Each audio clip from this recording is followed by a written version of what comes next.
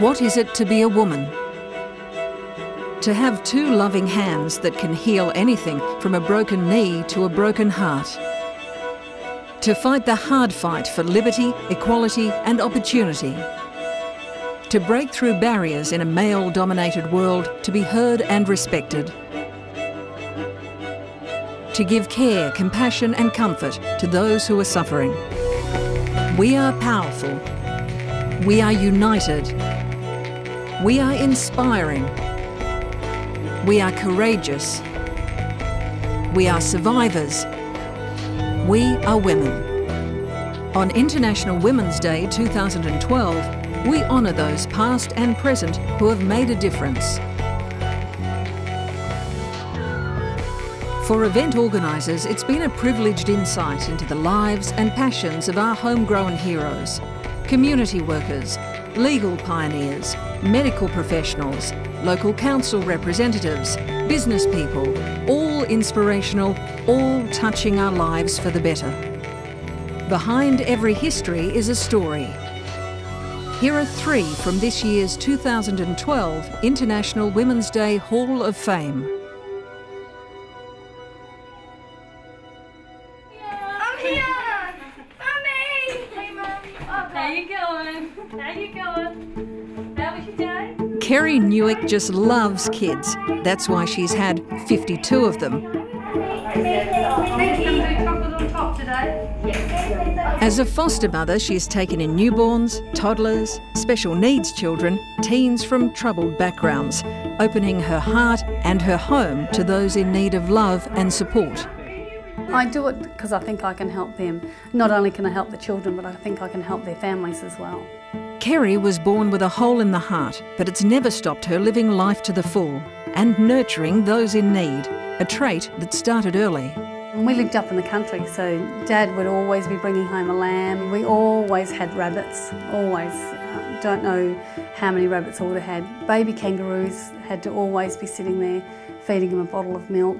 Unable to have more children after giving birth to a daughter through IVF, Kerry and her husband Ashley thought they would try foster parenting.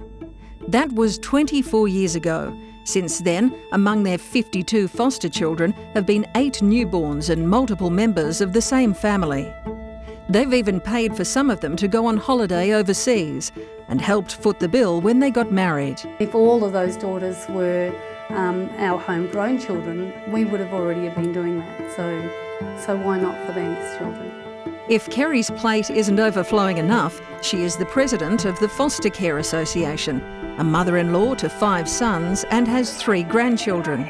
She also runs Kids Centre, a busy childcare facility. Sometimes it gets a little bit too much. You sort of go, oh gosh, you know, how am I ever going to get through it today? I've got this to do and I've got that to do, but it all gets done, you know, and I enjoy it at the end. For this supermum, caring for kids isn't something she's planning on giving up anytime soon. I will keep going for as long as families need help and as long as I can do it.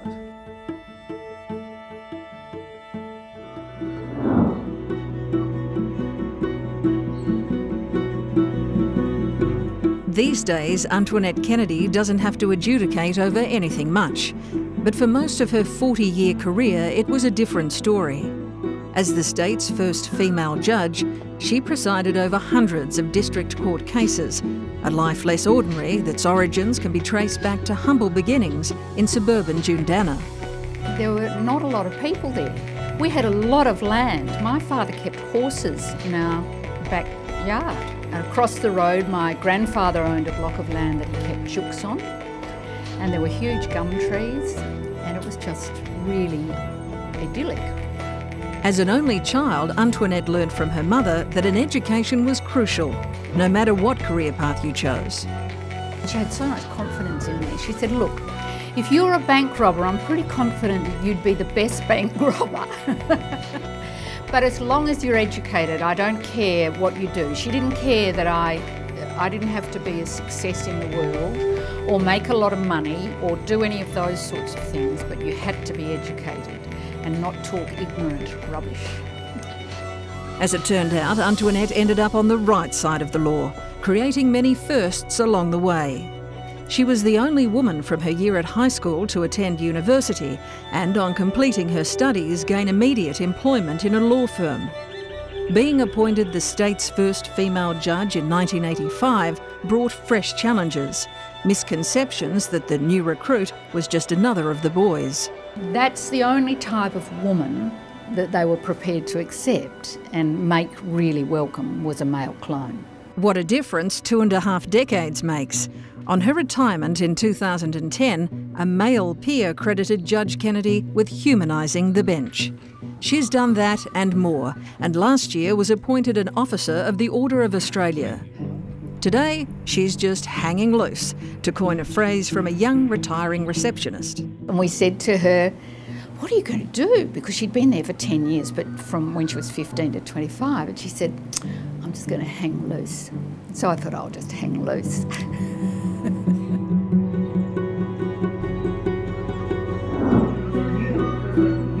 Role model, fashion designer, mother and mentor. Custer Tangaresa is many things to many people.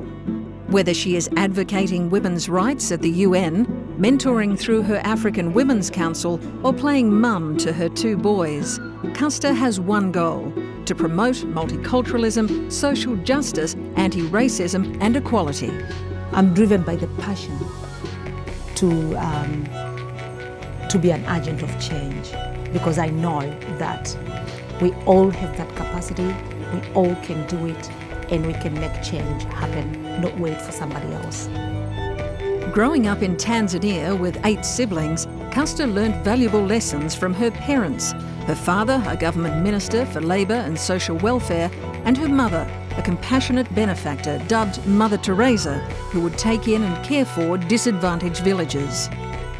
My mother made us believe that every child is your child, and it takes a village to raise a child. Custer is continuing her parents' philanthropic work with her charity for orphan Tanzanian street children. She also runs the African Women's Council and was convener of last year's historic Chogam Roundtable Forum between Aboriginal and African leaders. The council meets at Murdoch University, where Custer is Equal Opportunity and Social Justice Manager. But to her students, she is known simply as Mother. I tell the girls and women that they can do it. Whatever you want to do, whatever you want to be, you can do it. All you have to do is start somewhere, and start now. Having strived for wisdom her whole life, graduating at university in Tanzania and Australia, Custer has another string to her bow: fashion designer. Fashion is my hobby, but also fashion, if I can use fashion for social justice, it's even better. And how does she feel to be inducted into the Hall of Fame? I feel humbled, I'm honoured, and let's work together. Thank you, sisters.